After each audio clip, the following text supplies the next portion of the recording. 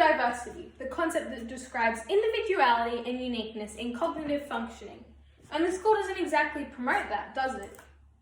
Attention Deficit Hyperactivity Disorder, or more commonly known as ADHD or ADD. It causes people to often be fidgety, restless, and easily bored. The symptoms change between boys and girls. While boys are often more hyperactive, and girls are known to daydream and lose focus very easily. 1 in 20 children are diagnosed with ADHD, and up to 84% of these children are subjected to bullying at their schools, and both of these statistics are growing.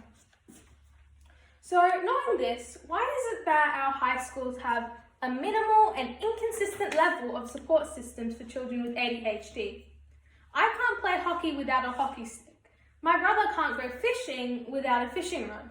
To get the best out of anything, you need the right tools and systems and support to guide you. Otherwise, you lose the game or you never catch the fish. Let me tell you about 2 friends of mine, both gifted with ADHD, both in high school.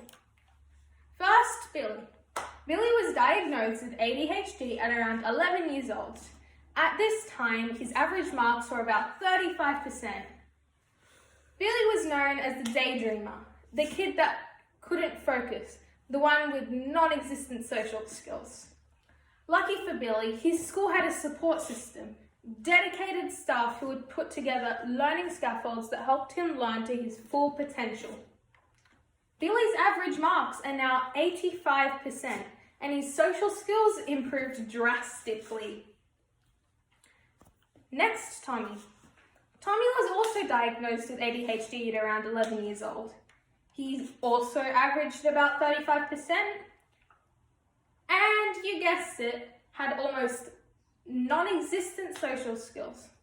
Unfortunately, however, he still averages at 35%, still doesn't have any social skills, and still struggles to focus in class.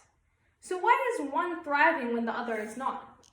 Both have supporting families, both go to school 5 days a week, and both are physically healthy. The answer lies in the difference between the school support systems. How is it that support systems can differ so greatly between schools? Don't all schools ultimately share the common objective of getting the best out of all students?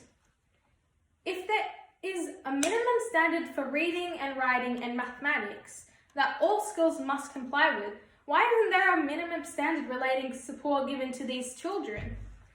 So imagine for a minute, imagine if all schools did have at least a minimum standard relating to support systems for these special students.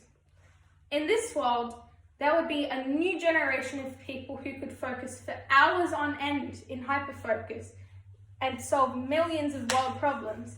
People like Albert Einstein, Van Gogh, Abraham Lincoln, Thomas Edison, Bill Gates, Da Vinci, and even Walt Disney, all of which have or had ADHD, and all of which in one way or another changed the world. So I say that it's time that we change schools to help the hockey players score their goals and the fishermen to catch their fish. Thank you.